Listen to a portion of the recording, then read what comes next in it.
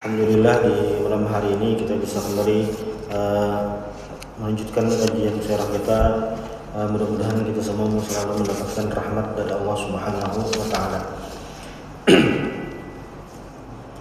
Salah satu peristiwa penting dalam perjalanan dakwah Rasulullah sallallahu alaihi wasallam adalah peristiwa hijrah beliau dari Makkah menuju Madinah.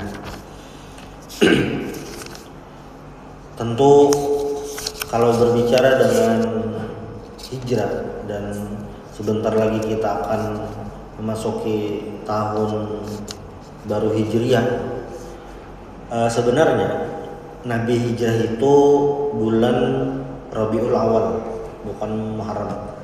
Beliau hijrahnya itu bulan Rabiul Awal. Jadi Nabi lahir, meninggal, hijrah itu bulan Rabiul Awal. Tetapi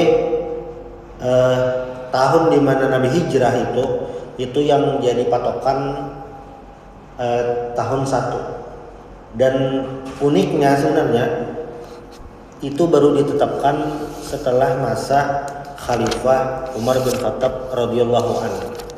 Jadi sebelum itu sebelum Hijriah ini patokan para sejarawan itu misalnya 2 tahun sesudah kenabian, 3 tahun sesudah kenabian itu. Nah, namun di sistem pemerintahan Khulafaur Rasyidin sebelum ditentukan awal Hijriah tadi, jadi hanya tanggal dan tahun. Nah ini yang harus diselesaikan oleh Sayyidina Umar. Sayyidina Umar ini tahun kapan nih? Bulan ada surat resmi yang secara administrasi kan harus lengkap, tahunnya tidak ada. Nah, maka sahabat musyawarah akhirnya ditetapkan Nabi hijrah itu ke Madinah jadi tahun 1-nya.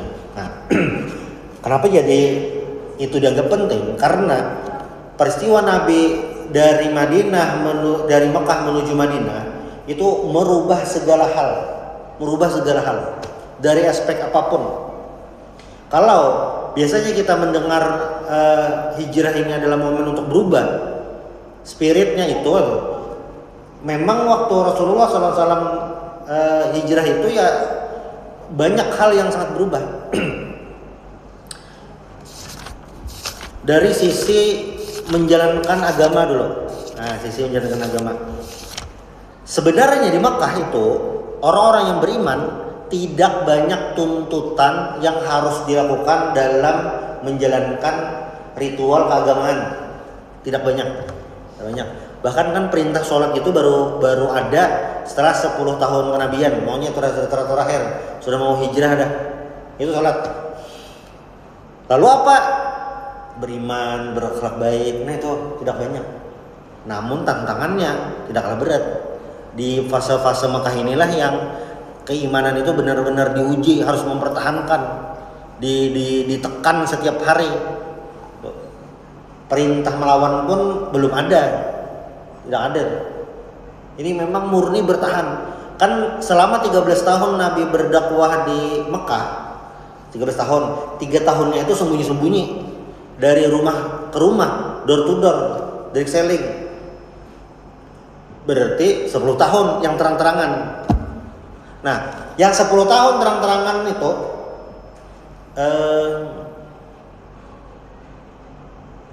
beberapa tahunnya dilewati dengan masa embargo.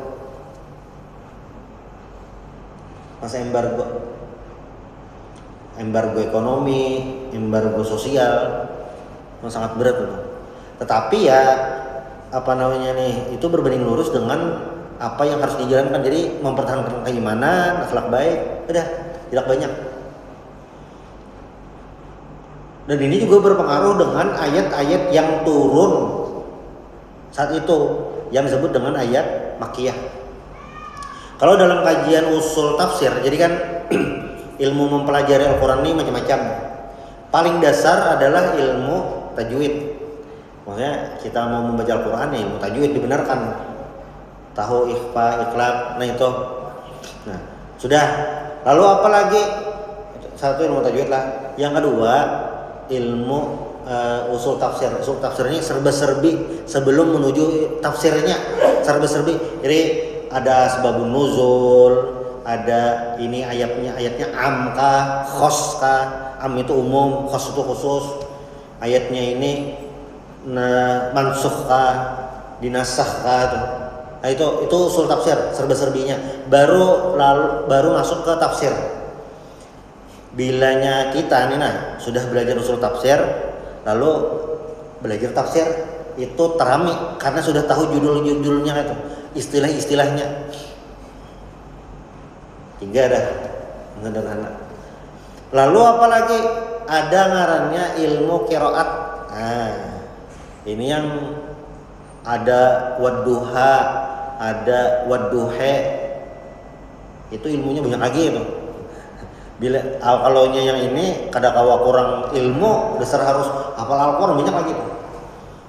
Qiraat banyak tuh. Kalau kita yang paling masyhur baca ini kan qiraatnya itu Hafs an Asim. Banyak lagi tuh ilmu-ilmunya. Nah,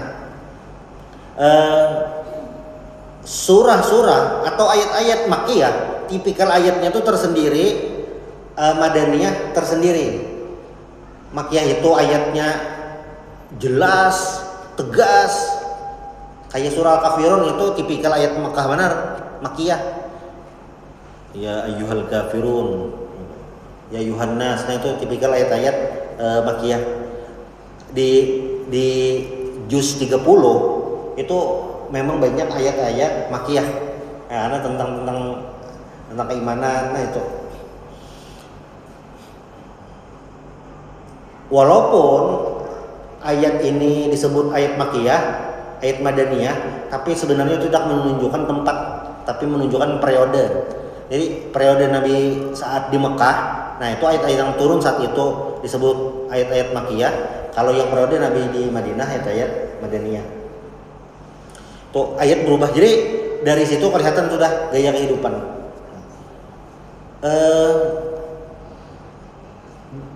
Kan di Mekah itu tertekan, orang Quraisy selalu menyerang kaum muslimin. Di Madinah itu sudah berubah, kaum muslimin sudah bisa membangun masyarakat, sudah menjalankan ibadah, sudah memiliki masjid. Apakah dakwah menjadi semakin mudah? Apakah menjalankan agama jadi semakin mudah dibandingkan di Mekah? Satu sisi iya, karena kan punya masjid sendiri, bisa menjalankan ibadah-ibadah yang lain. Ya memang juga kewajiban yang lain jadi turun, ada puasa, zakat. Tetapi tantangan saat Nabi di Madinah itu tidak kalah sulit dibandingkan Mekah. Ini kalau kita tarik ke zaman sekarang nih, setiap negara Islam itu memiliki tantangan sendiri itu. Kita tidak bisa membayangkan misalnya negara Islam yang ini lebih mudah dibandingkan kita, atau kita lebih sulit daripada yang itu, karena tantangan tersendiri.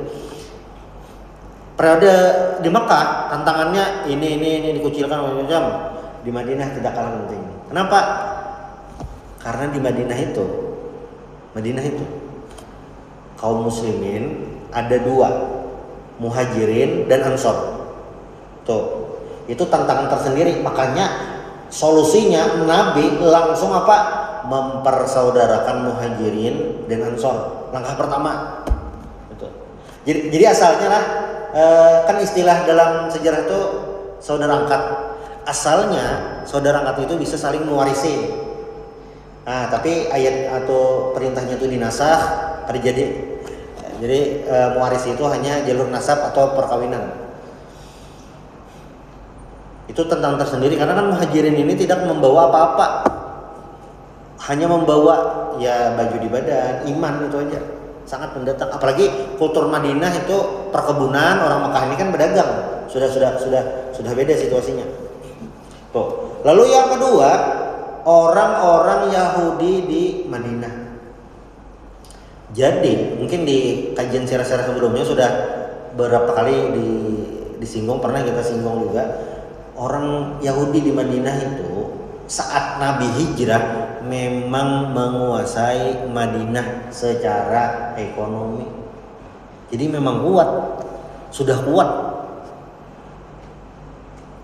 Dan mereka memiliki pasar sendiri, kayak pasar Bani Kainoko itu dasar ada pasarnya. Yahudi menguasai. Cuma yang harus jadi catatan kita hari ini, Nabi, sahabat waktu itu sebagai umat Islam memiliki kekuatan yang tidak kalah dibandingkan Yahudi. Bisa menyaingi. Ada pasar, Nabi mulai pasar jual. Sampai yang jadi cerita sangat terkenal, insyaallah kita tahu seberataan, waktu Sayyidina Utsman bin Affan negosiasi menukari sumur Yahudi.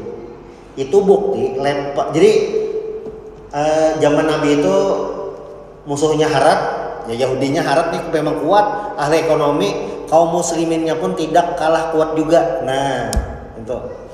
Bayangkan Sayyidina Utsman yang asalnya menawar sumur itu tidak dijual, sampai akhirnya Sayyidina Utsman memiliki semuanya. Berarti ahli negosiasi. Ada harus yang seperti itu. Berarti kalau umat Islam hari ini mau maju, mau kuat, ya levelnya kita harus seperti itu. Ini sama kaum muslimin. Lalu yang kedua Yahudi. Nah, tuh jelas lah tantangannya. Jadi sudah heterogen dah. Dan yang paling sulit sebenarnya bukan Yahudi, tetapi orang-orang munafik. Jadi dulu waktu dosen kami itu menjelaskan, dulu kan tapi paham. Jasidin kayaknya nah, orang munafik itu hanya ada pas di Madinah. Orang munafik itu hanya ada pas di Madinah. Bahasa lainnya lah, orang munafik hanya ada ketika umat Islam sedang berada di atas, umat Islam sedang jaya. Nah itu ada munafiknya. Dulu lagi kuliah lebih paham apa aja ini, pikir-pikir sambil boleh kuliah mengarahkan hiimuju. Kalau di Mekah periode lagi sulit-sulit tadi, ruginya munafik, pura-pura Islam disiksa pulang. Ruginya pura-pura Islam disiksa, rugi lah kayak itu. Kalau di Madinah, nah karena umat Islam sudah kuat, sudah menguasai segalanya, untuk menyelamatkan diri mereka masing-masing, aman tidak terganggu, maka mereka pura-pura Islam. Itu di surah Al-Baqarah tuh apa namanya nih, ketika menjelaskan tentang orang beriman, alladzina yu'minuna bil ghaib yuqimuna shalah, itu kan membahas orang beriman, alladzina yu'minuna bil ghaib, berapa ayat, lalu menjelaskan orang kafir. Pas menjelaskan orang munafik, ayatnya agak panjang. Jadi ibarat hitam putih, munafiknya abu-abu. Bahkan sampai Nabi meninggal pun nama orang munafik ini misterius, yang hanya diketahui oleh Hudzaifah ibn Yaman. Itu. Nah, walaupun nanti di sirah itu orang-orang munafik ini mulai kelihatan terkuak waktu perang Tabuk. Perang Tabuk. Kenapa? Karena itu berhubungan dengan ayat surah Taubah kan, Al-Anfal kan, dan itu berhubungan dengan sulitnya situasi saat itu. Jadi kelihatan yang bujur-bujur beriman. Jadi waktu di perang Tabuk itu ada tipe-tipe orang yang beriman nih. Lalu orang munafik gitu. Nah, ada yang beriman loh, ada duit, tulak. Gitu. Ini yang bilanya kita semalam mendengar ayat hadis tentang keutamaan awal Dzulhijjah. Kan nolak al-amal salih ahabbu ilallah, itu ma min ayyamin al-amal salih fiha ahabbu ilallah min hadhil ayyam. Maksudnya tidak ada amal salih yang lebih dicintai daripada hari-hari ini kecuali ya 10 hari itu. Nah, yang bisa mengalahkan apa? Illa man kharaja bimalihi wa nafsihi. Nah, itu. Jadi di perang Tabuk itu ada yang uang sendiri dan berangkat. Ini level yang paling safe. Yang kedua, tidak memiliki uang tapi ada donatur, berangkat juga. Nah, tapi ada yang fisik ada, duit kededa, duit donatur habis, kada kawatulak. Ini yang dalam sirah itu nya menangis lawan Nabi, anak ulak ya ada duitnya tertinggal. Ini yang uzur syar'i kada kawatulak. Dah ada juga yang awak sehat, duit ada, kada ingat tulak. Ini yang bobohan Ka'ab bin Malik dan kawan Sidin ada berdua, sekitar bertiga. Itu yang turun ayat surah apa ya? Yang kada boleh dipandiri. Jadi Sidin bertiga kada boleh dipandiri selama 50 hari. Kada boleh dipandiri sampai istri pun tidak boleh berbicara. Lalu setelah 50 hari kurang lebih turun ayat dosa mereka diampuni. Nah, ini aman. Munafik mereka tidak berangkat dan alasan macam-macam kayak gue ini apa macam-macam alasan kada tulak. Nah di situ kelihatan pas perang Tabuk itu mungkin cuma dalam sejarah listnya kan ada juga ngarannya siapa ngarannya kada kelihatan juga ada kelihatan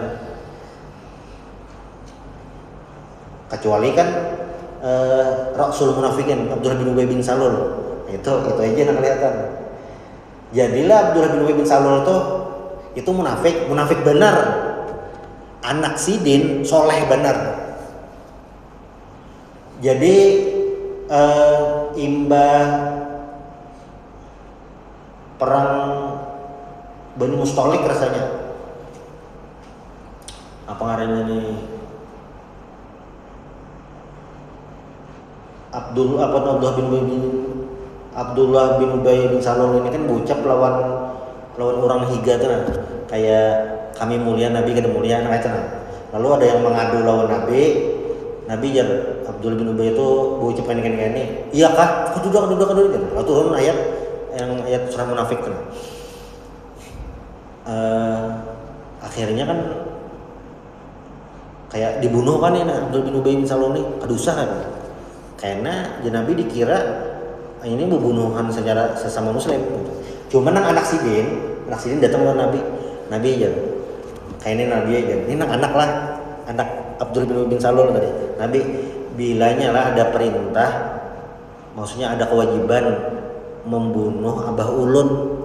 Misalnya ada vonis dari Allah Ta'ala, ini harus dibunuh. Tolong yang membunuhnya ulun aja. Yang membunuh ulun aja. Kenapa? Nah ini kenapanya nah. Jadi Sidin bilang kenapa? Pertama, ulun menjalankan perintah agama. Lalu yang kedua, ulun kada disangkal lawan siapa-siapa. Kan ngarannya anak ya masih ada sangkal-sangkalnya lah itu. Walaupun ini perintah agama, mantap jiwa nih itu. Ulun aja kan. Nah, munafik ini yang waktu Nabi hijrah tuh tantangan luar biasa, musuh dalam selimut. Jadi semenjak Nabi hijrah ke Madinah sampai meninggal, ini yang selalu jadi batu sandungan orang munafik ini. Waktu perang Uhud mereka kan putar balik, perang Khandak tuh yang mematah semangat kawan, kan lagi menambuk parit apa-apa kan.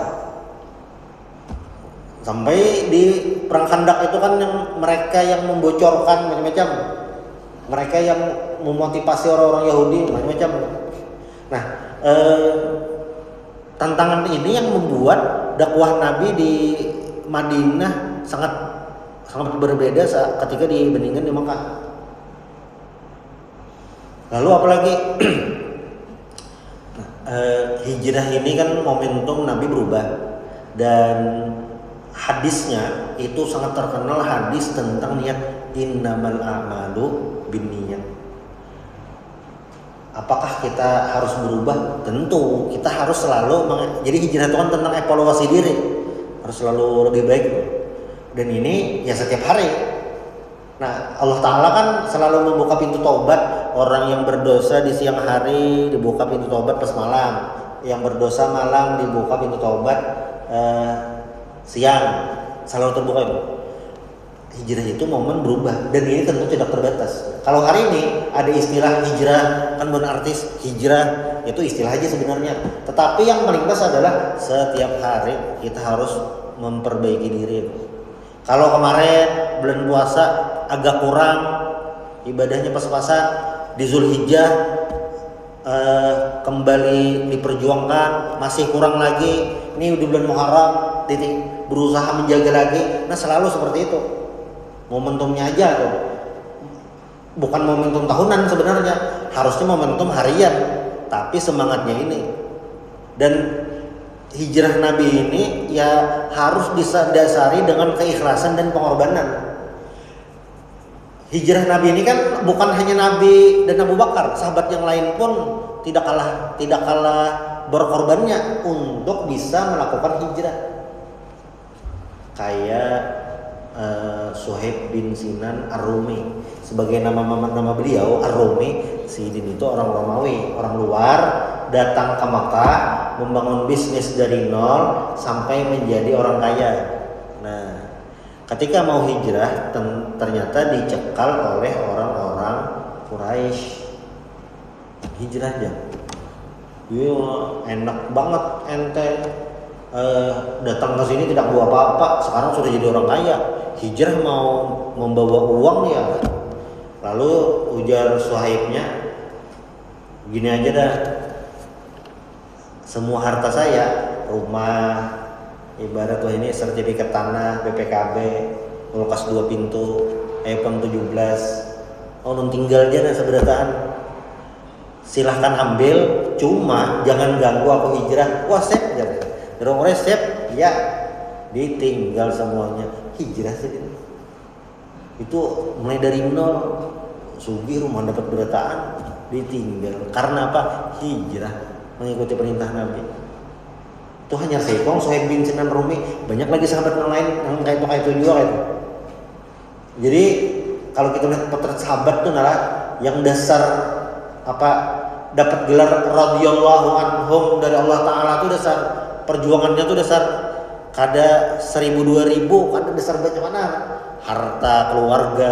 Mus'ab bin Umair itu kan Sidin masuk Islam, gara-gara itu dikeluarkan dari kartu keluarga oleh Mama Sidin. Jika hari ini tuh kartu ATM diblokir, apa namanya nih, kartu kreditnya sudah mati, apa nu kirisnya kada aktif lagi. Berapa lagi deh Sidin?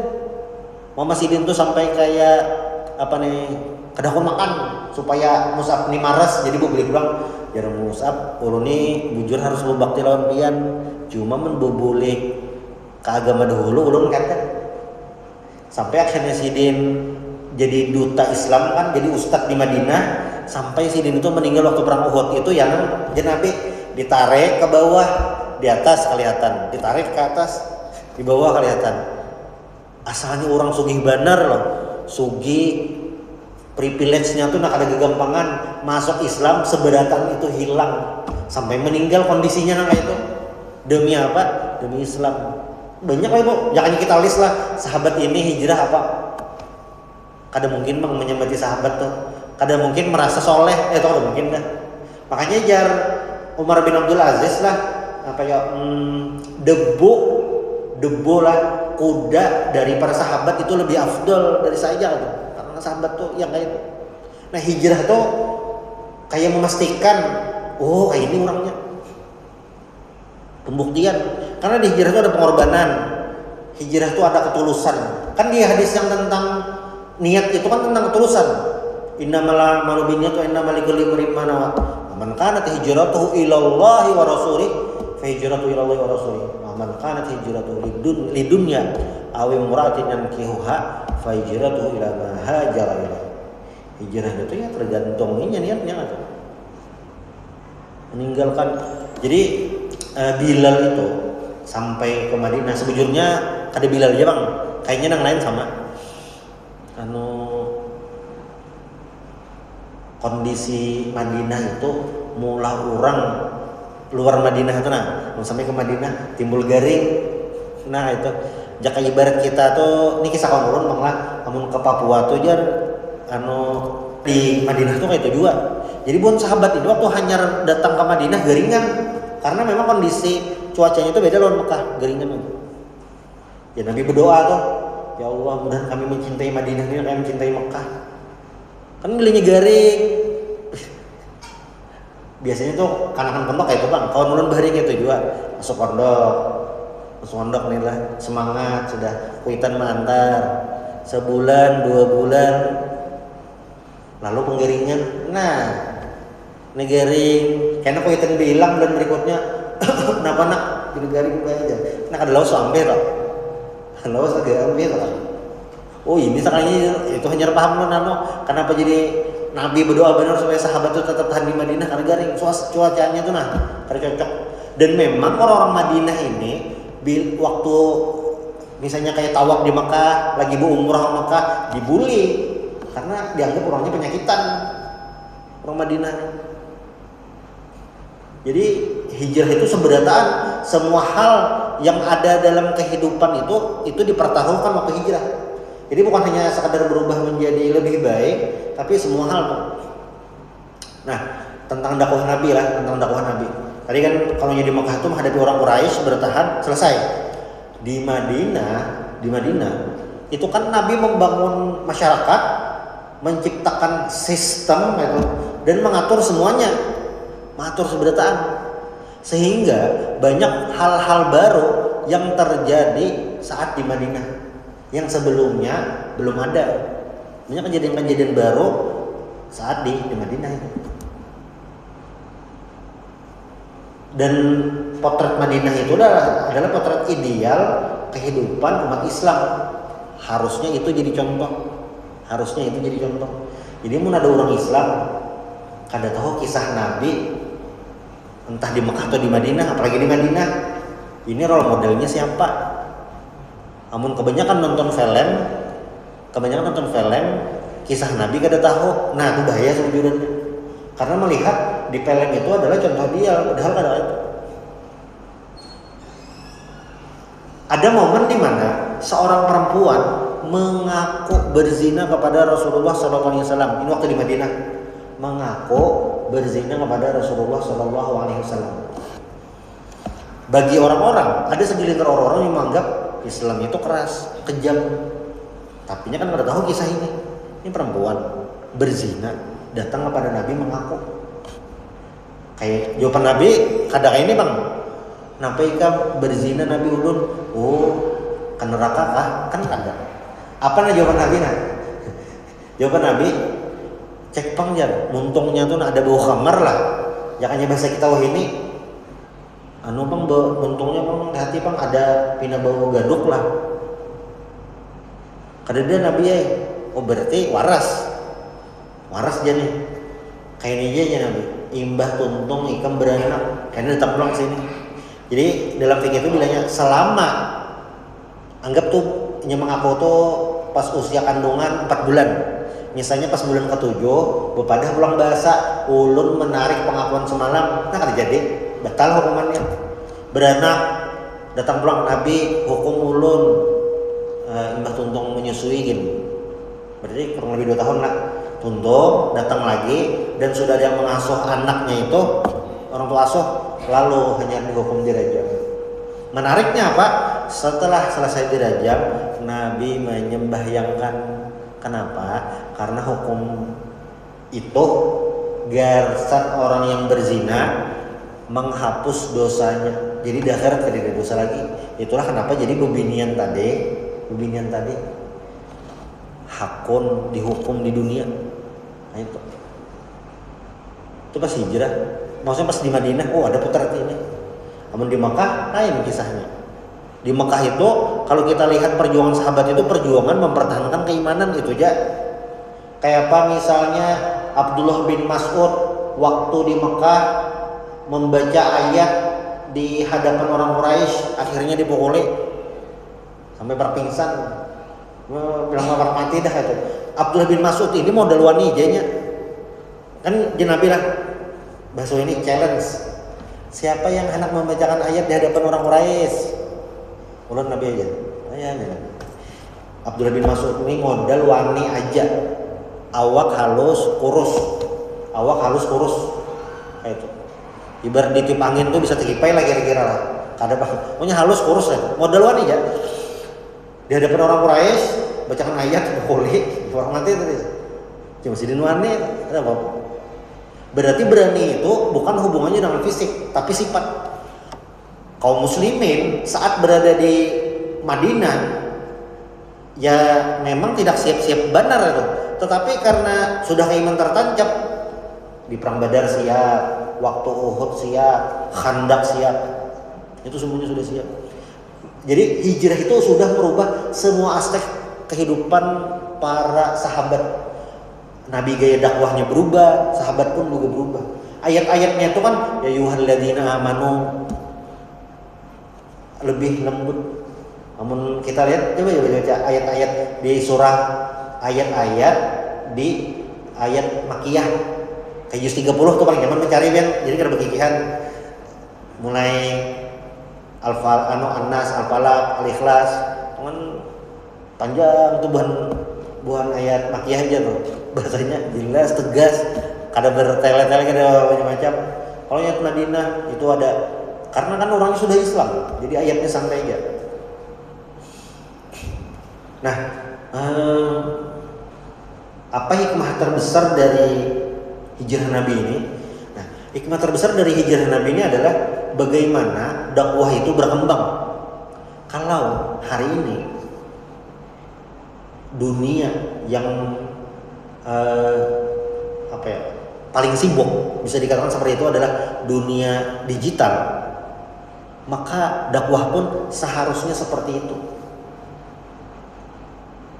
Jadi misalnya pertanyaan apakah kita harus main TikTok? Iya, supaya Pak TikTok masyarakat Indonesia itu isinya tentang dakwah. Apakah harus main Instagram? Iya, supaya isi Instagram itu isinya tentang kebaikan. Misalnya lah, ada orang membuka Instagram, ada 10 konten yang dibukanya. 10 konten ini isinya ya yang receh-receh aja lah, yang ya kada ada bermanfaat lah. 10 konten.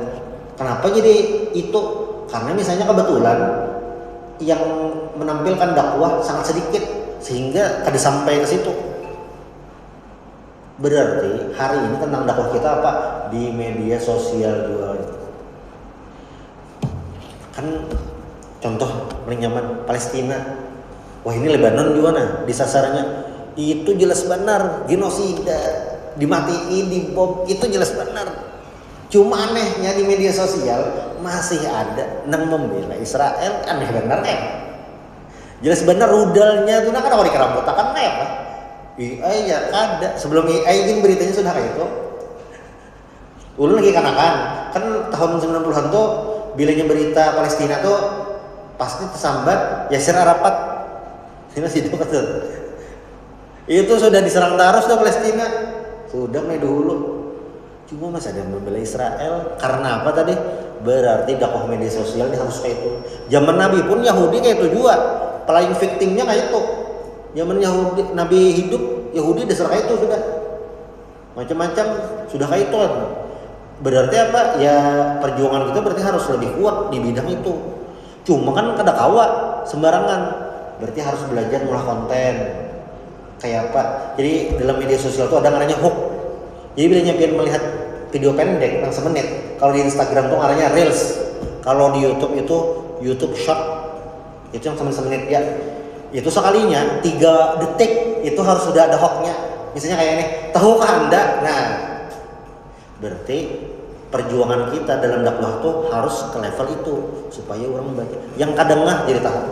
Kan orang jadi mulai pindah sadar tentang Israel, salah satunya adalah peristiwa yang bulan Oktober 2023 yang serangan beruntun dari Palestina. Rudalnya murah-murah Jepang, cuma adalah perjuangannya lah sebelum terjadi Israel Raya. Itu dakwahnya. Nah, hijrah itu ya bagaimana kita bisa berevolusi dalam berdakwah. Karena tahu kayaknya lah apa ya ngarannya yang pakai kacamata game virtual. Nah, bah itu pulang wah ini ada lu nggak ingat istilahnya nah. Jadi ada kehidupan di dunia digital tuh nyakawan nukar tanah, nukar rumah. Kan ingat lu ngaran istilahnya nah. bilanya itu diperlukan. Kalau yang rancak itu kan, wah ini Roblox mungkin tahu. Jadi di Roblox tuh kau berceramah, kau mengunjun. Di Roblox tuh dunia tersendiri itu. Hidup kita di situ di Roblox. Perlu lah berarti perlu. Karena kenapa? Karena anak muda hidup di dunia itu perlu kan. Tapi ulun sadar sudah tua, kada kawaman kayak itu. Berarti kan harus ada generasi yang siap untuk itu. Bisa jadi orangnya bajunya biasa aja, bajunya baju Arsenal juara, gitu. Tapi apa dakwahnya di dunia digital, kayak itu berarti kada ada masalah. Hijrah itu berubah. Kalau seandainya lah gaya dakwah Nabi tetap kayak gaya Mekah dibawa ke Madinah, itu jelas salah. Dan kenapa? Masyarakat berubah, situasi sudah berubah. Karena di Madinah itu sudah ibaratnya itu ofensif, sudah harus bergerak, kada menunggu. Kalau di Mekah itu bertahan sudah. Kalau ibaratnya di Mekah tuh reaktif, kalau di Madinah sudah aktif. Nabi membangun masjid, mengulah pasar, mempersaudarakan, sudah membangun tatanan masyarakat. Mempersaudarakan tuh cerdas benar loh. Cerdas benar tuh. Orang muhajirin yang ada di bisi apa-apa, kayak apa nih? Mencari modal, kehidupan kayak apa? Langsung Nabi persaudarakan. Tapi mantapnya orang muhajirin ini ketika dipersaudarakan dengan orang Madinah, tahu diri. Maksud tahu diri itu kayak ini nah. Misalnya si A lawan si B. Kayak Abdurrahman bin Auf kan kisahnya masyhur tuh sidin tuh. Jarnang ding sanak sidin tuh. Abdurrahman jarang ikam hendak apa? Hendak modal duit kah? Ku modale. Hendak bini kah? Ku julungi bini. Bini ku labihan mak. Ini lucu mak lah. Bini kan ini banyak mau jar. Mungkin pas 4 bang lah. Amun ikam hendak seikong ku cerai ambil. Ini mantap bener. Anak modal ku modale gitu. Tapi Abdurrahman ini tahu diri apa di sini padahal kan bikin pasar di mana. Nah, sahabat lain kayak itu juga. Jadi misalnya kayak mungkin seminggu diberi makannya, mbahnya ada lagi. Asal kau bertahan aja nah itu. Namun orang kita kan kadang diberi tulang anak daging, diberi hati anak jantung. Kayak itu muhajirin kada. Jadi si tamu tahu diri, tuan rumah tahu cara memuliakan. Nah, waktu hijrah itu kelihatan itu. Berarti bilangnya umat Islam yang nak berubah menjadi lebih baik, model nang itu harus dipraktekkan bujur-bujur. Kayak apa Nabi melakukan segalanya dengan sangat rapi dan merubah Madinah yang asalnya bukan kota penting menjadi kota penting sampai Islam tersebar ke seluruh dunia. Cuma yang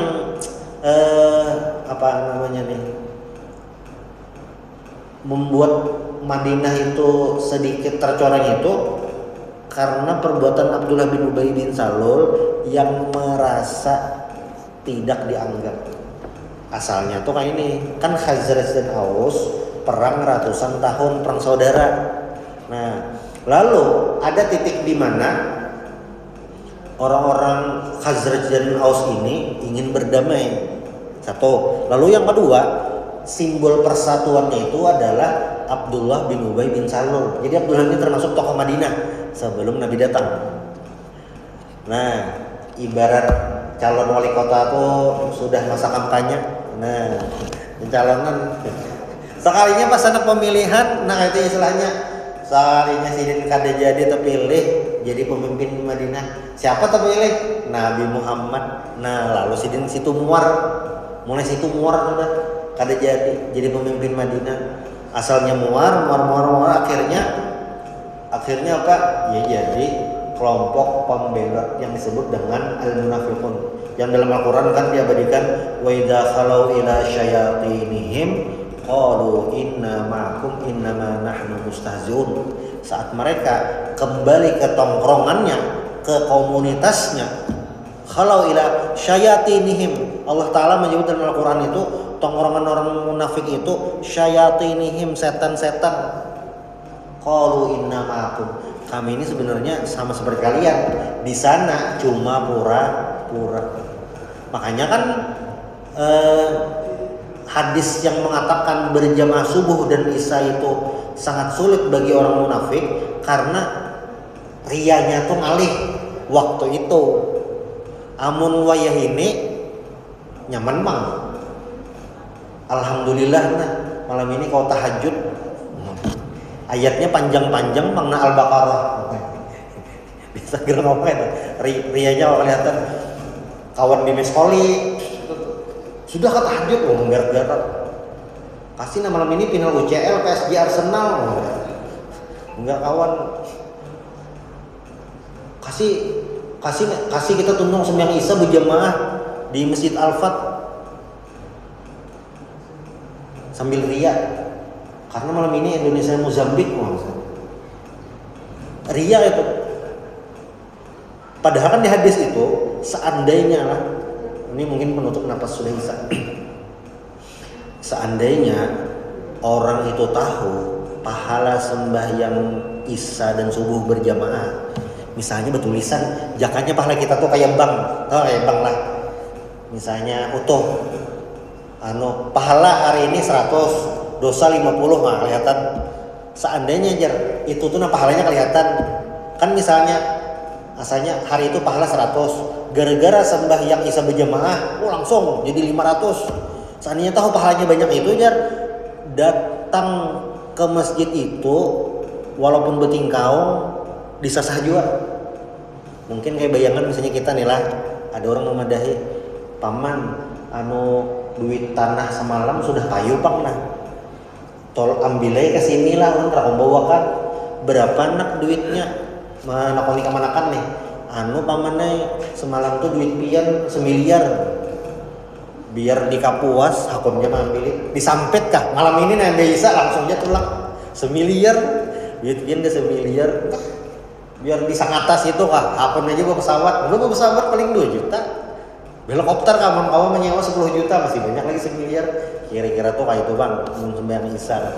Nah kira-kira itu mudah-mudahan bermanfaat. Subhanallah bihamdik asyhadu an la ilaha illa anta astaghfiruka wa atubu ilaik. Assalamualaikum warahmatullahi wabarakatuh.